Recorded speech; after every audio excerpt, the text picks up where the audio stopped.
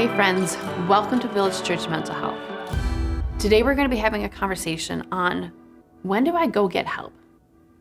When is it that the things that are going inside of my heart and my mind and my body, they're getting to a place that I need to solicit the help of someone else to get past these and to begin to grow and heal and make some changes? Today, I'm going to be giving you a framework that kind of revolves around 3 different points of this is how we know that it's time to go get help. But before that, I just want to give a disclaimer and say, you go get help as soon as you know that you need to go get help. I'm going to hopefully give you a reference point for when this is really getting into diagnosing territory, but I can't tell you how much that the scope of mental health would change if all of us just sprang on the opportunity to go get help from a friend, from a mentor, from a pastor, from a small group leader, from whoever it is, right when we began to have that awareness that something isn't right here. Because you see, all of us, whether it's diagnosable yet or not, we all have tendencies and we all have traits towards different things in our story that lead us and want to call us towards a path of unhealthy living. But if we can begin to stop those things before they grow and they flourish into something that begins to take over, our community would look very different. So the first thing that we're going to talk about today, when we begin to get help, is when we begin to see that these things we are experiencing are interfering with our ability to live our daily life. Sometimes that's a really hard thing to admit. Sometimes that's because other people are telling us, it didn't used to be like that. That memory of what life used to be like before this was such a big and daily part of our stories, it's a very distant memory. And sometimes we can even talk ourselves that this new life, this new way of being, it's fine, it's great. And as we talked about before last time, in the way we build feedback solutions, that's where we need the community of voices speaking into our life to be able to remind us, no, this isn't great. And this is not who God has created you to be. So the first thing is when it begins to interfere with our daily life. The second thing is when we begin to meet what we call different criteria for a diagnosis. So in today's modern, wonderful world, all it really takes is you being able to Google what would be the diagnostic criteria for, let's say, generalized anxiety disorder. Immediately, you would have a wealth of information at your fingertips where you would begin to see, this is what actually the professionals have been trained to look at and identify in me in order to diagnose me with something. So let's take generalized anxiety disorder, as we sometimes call it GAD, as an example. The diagnostic criteria for that are the presence of excessive anxiety and worry about a variety of topics, events, or activities. Worry occurs more often than not for at least 6 months and is clearly excessive, right? So there's time frames in there. There are limits, and it's excessive is how it's being described. The worry's experience is very challenging to control. The worry in both children and adults may easily shift from one topic to another. It's not a phobia. It's not something particular. It's just the worry. It bounces around from place to place. The anxiety and worry are accompanied by at least 3 of the following physical or cognitive symptoms. And in children, it's actually just 1. There's a sense of edginess or restlessness. They get tired easily, more fatigued than usual, impaired concentration, or feeling as though their mind just goes blank sometimes. Irritability, which may or may not be observable to others, because maybe they keep it all in, but in their mind they're thinking, good gravy, what are you doing right now? Increased muscle aches or soreness, because there again, we see that sometimes this comes out in our bodies. And difficulty sleeping, due to trouble falling asleep, staying asleep, restlessness at night, or unsatisfying sleep. So that's just an example of so many times when we're looking at what this diagnosis looks like, actually available on the internet. Now, you can't diagnose yourself. You can't totally be like, now I have diagnosed myself with generalized anxiety disorder. But what this information does do is that oftentimes it can give you a starting point to be able to be like, oh, I have all of those. Maybe actually this is something that I need to go get help with.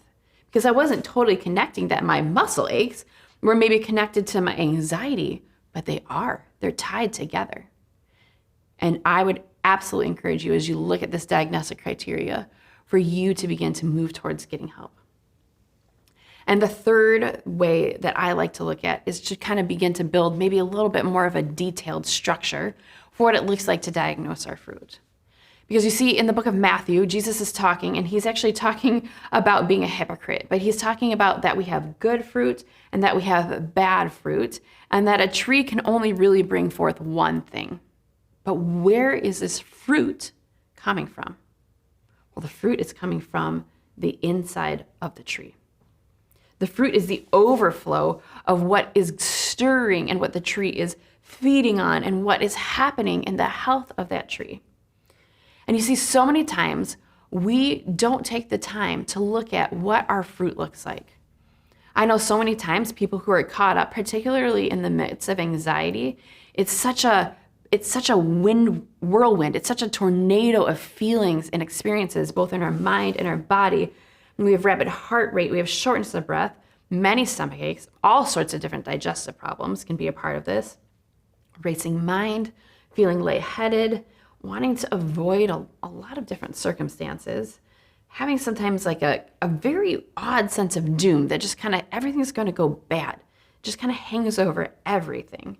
Feeling disoriented, having a hard time making decisions, muscle aches or restlessness, soreness, like we talked about, right? Those sleep disturbances, irritability, brain fog, fatigue, sweating, shaking, having a tremor, and just a general sense of weakness.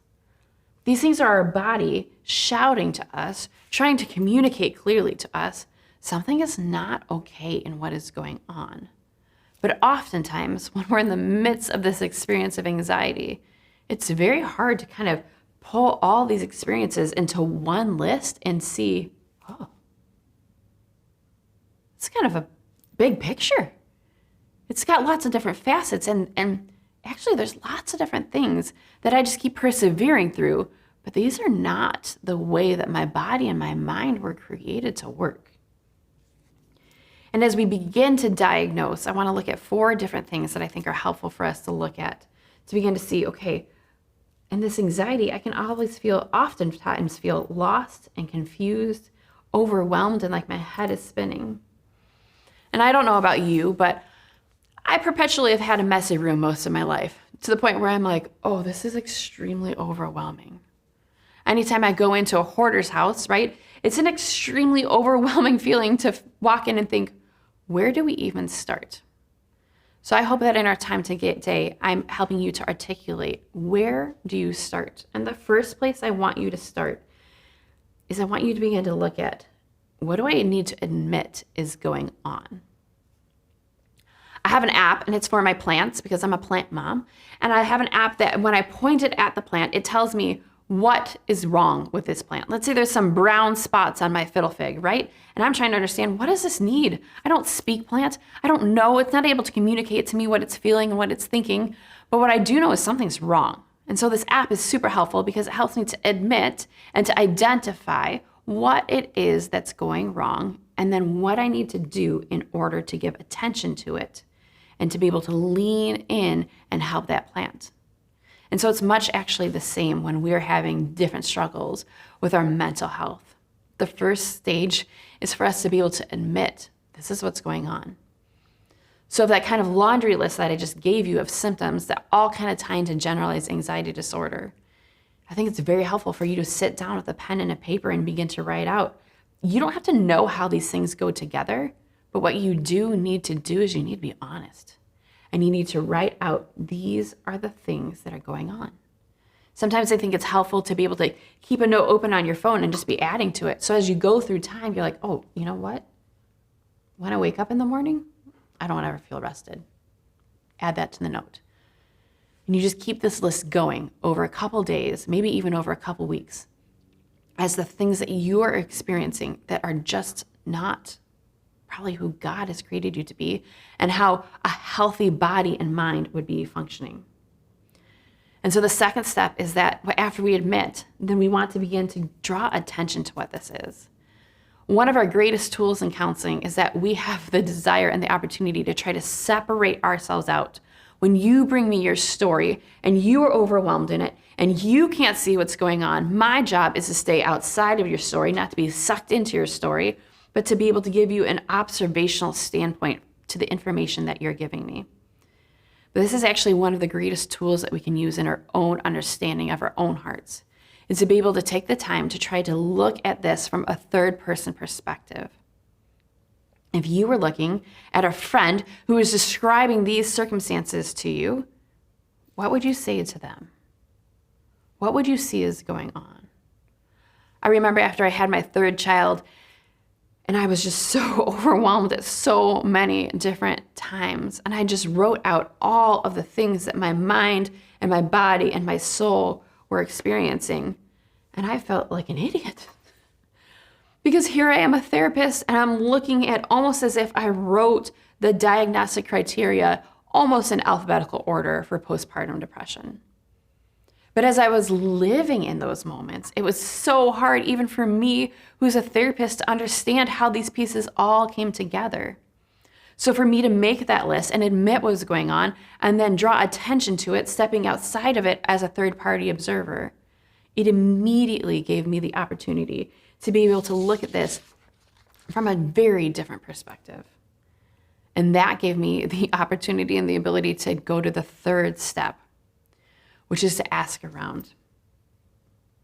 Do you see this going on in my story? Do you see that sometimes? Because sometimes when you ask me to decide what restaurant I want to eat at, I'm very confused and it's extremely overwhelming for me. Do you see me get flooded? Do you see my mind kind of go into a giant fog? And there's two places that we continually invite destruction into our stories. And that is when we do not ask around and we keep things in the dark and we stay alone in them. We talked about that a little bit in our developing a feedback system talk, but again, here it is. If we begin to admit these things, we begin to draw attention to it, we begin to see how this is all looking together. We don't ask for help. We don't solicit others to give us their feedback, and we don't tell them what it is that we are experiencing. We stay alone and we stay in the dark. And those are the ingredients for inviting so much further destruction and darkness and feelings of being stuck into our story. One of the things I also want to encourage you on is that we don't need the affirmation of other people to tell us that they agree with us, that they can see that sometimes we get lost in the brain fog. It's helpful, it's life-giving, but we don't need that.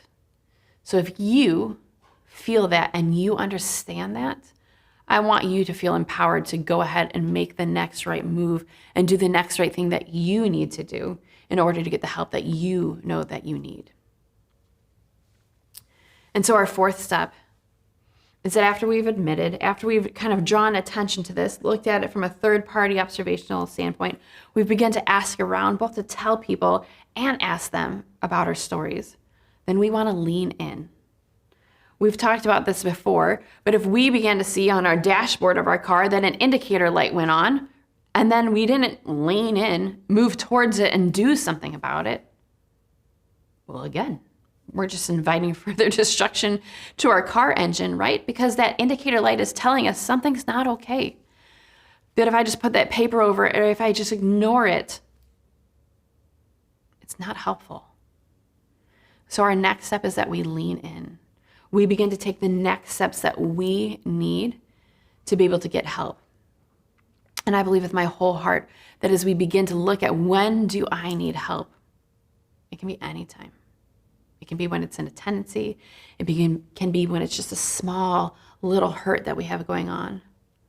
But we know we need help when we begin to see that it is absolutely impacting our daily experience and interfering with that. When we meet that diagnostic criteria, when we begin to admit and write these things down and draw attention, so we lean in. And the way we get help, we can ask our pastors, we can ask our small group leaders, we can ask our spouses, we can ask our friends, We can look up counselors and therapists in our area that have the same common ground and values as we have, and we can ask for help.